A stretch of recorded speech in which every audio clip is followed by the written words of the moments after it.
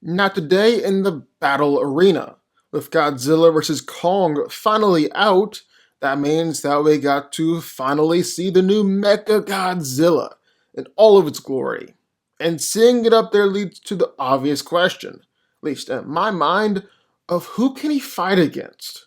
Well, we'll put the Jaegers from Pacific Rim. Who'd come out on top here? Well, today, that's what we're gonna find out.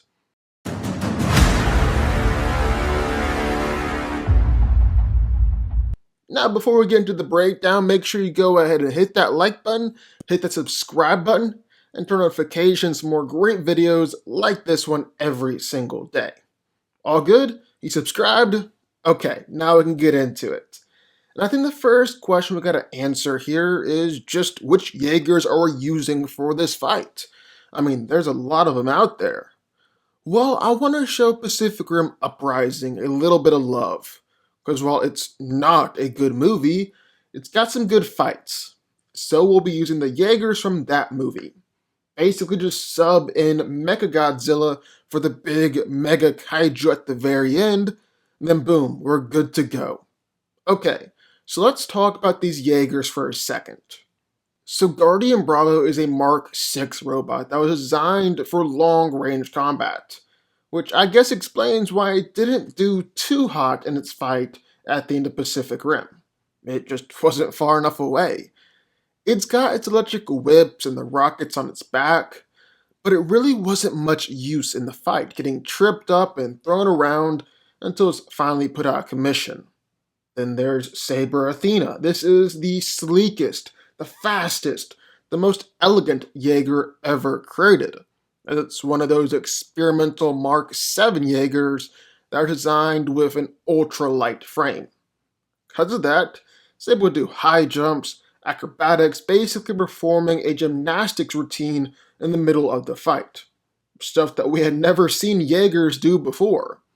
Of course, that lightweight frame ultimately came back to bite it. Because once the Mega Kaiju managed to get its hands on it, was able to rip it to pieces, no problem. Bracer Phoenix is a Mark 5 Jaeger. It's one of the oldest Jaegers still operating by the time Pacific Rim Uprising rolled around.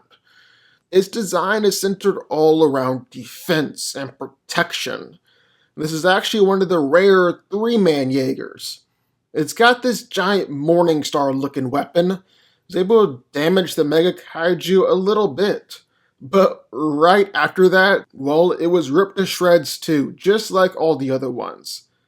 Guess all the defense and protection didn't really do a ton in the grand scheme of things. Then there's Gypsy Avenger. It's basically Gypsy Danger's kid from the first movie, its namesake, and it was built in honor of the Jaeger that sealed the breach and won them the war.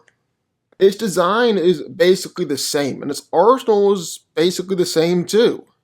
Just really fastly upgraded weapons of each. It's also got some fancy plasma chainsaws, and even a weird gravity sling, allowing it to control the gravity of objects and just fling things around.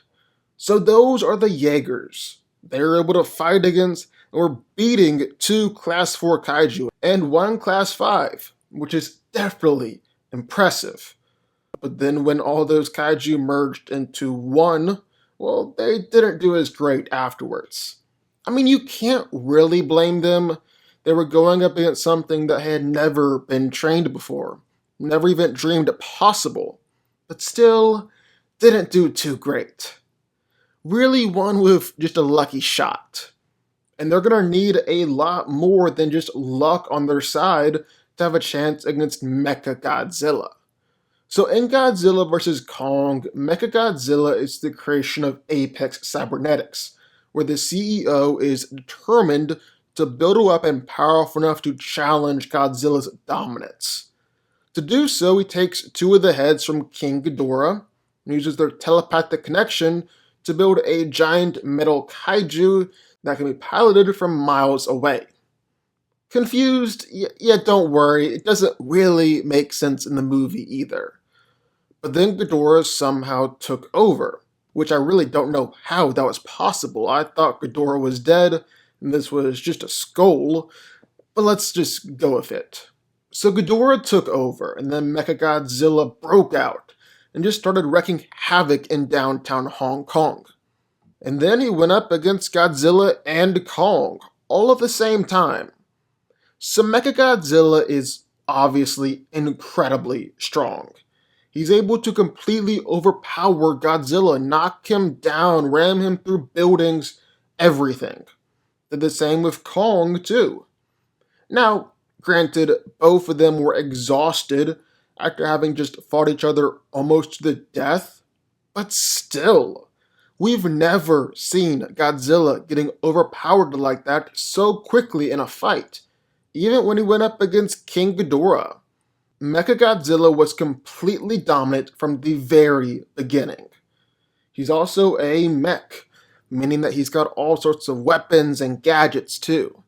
He's got shoulder-mounted missile launchers that are capable of stunning and knocking over Godzilla.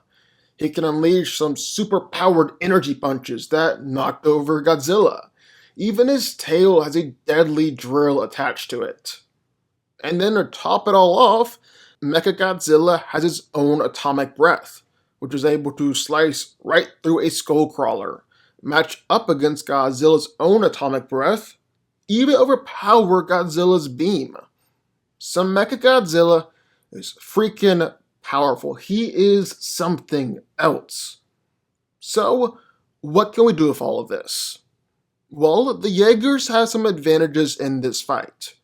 For starters, they fought against their own version of MechaGodzilla before too, Obsidian Fury. Gypsy Avenger beat him too. Avenger has some fancy plasma chainsaws now, kinda sorta like Kong's axe. They've got experience fighting together as a team. They've got experience fighting against lots of different kaiju, but I just can't get past their fight with the Mega Kaiju. Mega Kaiju freaking tore through them like it was nothing. Jaegers down in an instant. And if Mega Kaiju can do that, well then why can't MechaGodzilla? I mean, he was able to do this against Godzilla, someone who's a whole lot bigger, weighs a whole lot more than the Jaegers. So yeah, I find the Jaegers' durability really suspect. Super sus. On top of that, I also think MechaGodzilla is stronger. He's fought against a whole lot tougher kaiju than the Jaegers have, and MechaGodzilla is also surprisingly fast and agile, so the Jaegers don't even have that as an advantage. But it's really the durability here that seals the deal for me. I mean, just look how easy they were ripped apart. You're really gonna tell me that Mega Kaiju can do that, but MechaGodzilla can't? Especially with how well MechaGodzilla did against Godzilla? Yeah, that's what I thought. So who's coming out on top here? Well, it's gotta be MechaGodzilla. MechaGodzilla wins. But what do y'all think? I would love to hear your thoughts. Who do you think wins this fight, MechaGodzilla or the Jaegers? Also, what do you think about Godzilla vs. Kong? Love to hear your thoughts on that one. Be sure to hit that like button, subscribe button, turn notifications, join the DanCo army, and I will see y'all next time.